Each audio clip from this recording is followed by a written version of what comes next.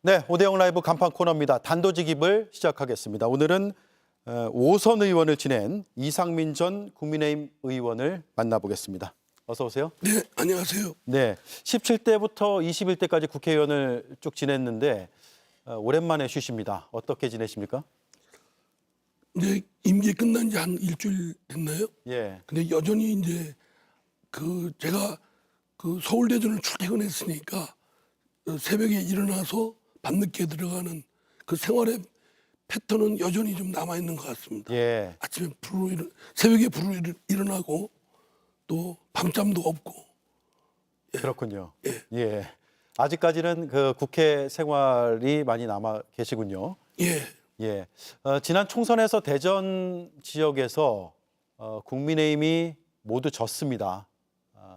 그 참패 원인을 오랫동안 생각해 보셨을 것 같은데 뭐라고 보십니까? 뭐 물론 그 총선이고 또 각 지역구에는 각 후보자, 저를 포함한 후보자들이 있기 때문에 그 패배의 일차적인 책임은 후보자가 상당 부분을 져야 되겠죠. 그러나 이제 그 배경을 이룬 정치적 상황을 보면 아무래도 윤석열 대통령 정부에 대한 심판이 크게 작용을 했고, 또 윤석열 대통령의 국정의 여러 가지 방식이나 또 이런 운영 행태에 대해서 국민들이 상당히 오만하다, 민심을 민심에 져버렸다, 네, 이런 생각들을 많이 하시는 것 같아요. 네. 제가 선거 현장에서 맞닥뜨린 느낌은 등 돌린 돌부처 그런 느낌이었습니다. 등 돌린 돌부처요. 아무리 뭐 구애를 해도 고개조차 잘 돌리지 않는 네. 그런 민심이 현실이었다. 뭐 그건 뭐 아무리 잘하려고 했고 어떻다고 할지라도 나타난 결과이고 현상입니다. 네, 그런데 그러면 총선 이후에 대통령의 국정 운영은 좀 달라졌다고 보세요? 노력은 하시는 것 같은데 국민들 마음에 그 기대에 충족할 만큼은 아닌 것 같습니다. 그렇군요. 저는 대통령께서 국민 앞에 무릎을 꿇는 건 부끄러운 일이 아니라고 생각합니다. 대통령이 하고자 하는 방향이 있었는데 국민이 어떤 표로서 그 의사를 표시했으면 응당 선출직 공직자의 경우는 따라야 되거든요. 뭐 어느 특정 정파에 굴복하라는 것이 아니고 국민의 뜻에 무릎을 꿇고 그것을 따르겠다, 이런 자세가 중요하고, 그러려면 지금과 같은 국정 운영보다는 아주 대대적인 전환이 필요하고 과거에 잘못된 것에 대한 용기 있는 그런 인정이 전 필요하다고 봅니다. 네. 그러면 최상병 특검법안에 대해서 거부권을 행사한 것은 잘한 결정이라고 보십니까? 저는 좀 그거를, 물론 여야가 정치력을 발휘해서 타협안이 충분히 나올 수 있거든요. 이태원 사고의 경우에처럼 타협안을 내서 여야 합의로 통과하면 별 문제가 없는데, 지금 그거 가지고 서로 간에 정략적인 의도로 막 엇갈리게 나가고 있는데, 이거를 좀 통합의 묘를 살릴 수 있는 건 대통령이 타협안을 제시할 수 있었다고 봅니다. 예. 대통령도 기자회견에서 말했듯이 그 공수처의 그 결과를 보고, 수사 결과를 보고 특검을 여부를 결정하자. 만약에 그때도 의구점이 해소가 안 되면 대통령 자신이 하자고 하겠다. 그렇다면 오히려 이렇게 했으면 어떨까 싶습니다. 공수처의 결과를 앞으로 3개월 시한을 딱 정해놓고 예. 그 결과를 보고 만약에 그거에 대해서 야당이 동의 안 하면 특검하자, 뭐 이렇게 하면 대통령의 그런 어떤 소구력도 확실하고 리더십도, 그리고 야당이 지금 터무니없는 공격을 한다, 그러면은 사실 국민들이 그에 대해서 호응을 하지 않겠습니까? 네. 자, 지금 김건희 여사와 최재형 목사가 주고받은 카톡까지 공개가 됐거든요. 김건희 여사 소환 조사는 필요하다고 보세요? 물론 그 피의자, 수사의 대상이 된 피의자의 그 수사기관에 소환을 해서 피의자 신문을 받고 안 받고는 그 성격은 이미 수사이기 때문에 수사의 대상이 된 피의자의 선택입니다.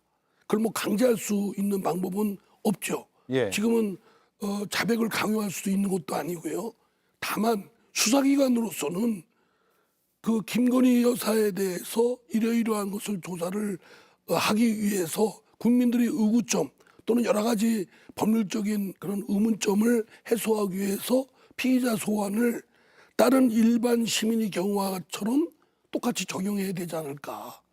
그걸 응하고 응하지 않고는 수사의 대상이 된 김건희 여사의 선택이지만 네. 수사기관으로서는 당연히 해야 되지 않았을까 싶습니다. 네. 어제 윤석열 대통령이 국정브리핑을 처음으로 했습니다. 앞서 말씀하신 대로 총선 뒤에도 국민에게 숙이는 모습을 보이지 않았다라고 하셨는데 어제 국정브리핑은 어땠습니까? 제가 그 직접 보지는 못했고요. 못 보셨습니까? 뉴스를 통해서만 그를 봤는데 저는 좀 선의로 좀 해석하고 싶습니다. 지금 예. 여러 경제수사도 어렵고 대통령의 리더십도 사실 위기 아니겠습니까? 또 대통령도 국정이 또 뜻대로 잘 풀리는 것도 아니고 또 솔직히 제가 국민의힘 입장에서 보면 민주당이 아주 극악하죠. 악랄하게 공격을 하고 이에 대해서 또 국민의힘 여당이 적절하게 또 대응을 잘 못하고 있습니다. 이런 아주 골치 아픈 상황 속에서 뭐 석유 매장량에 대한 기쁜 소식이 있다는 걸 본인이 밝히고 싶지 않았을까. 저는 뭐 그걸 선의로 해석하고 싶고 또 그런 결과가 잘 되기를 바랍니다. 예.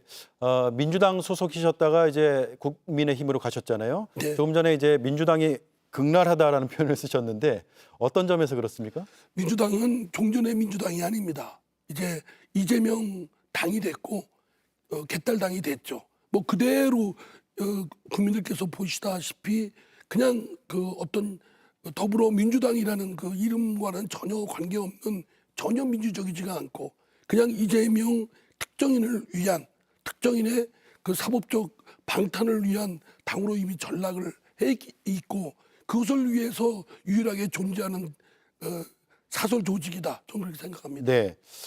민주당을 나온 것을 한 번도 후회해 보신 적 없어요? 너무 잘했다고 생각합니다.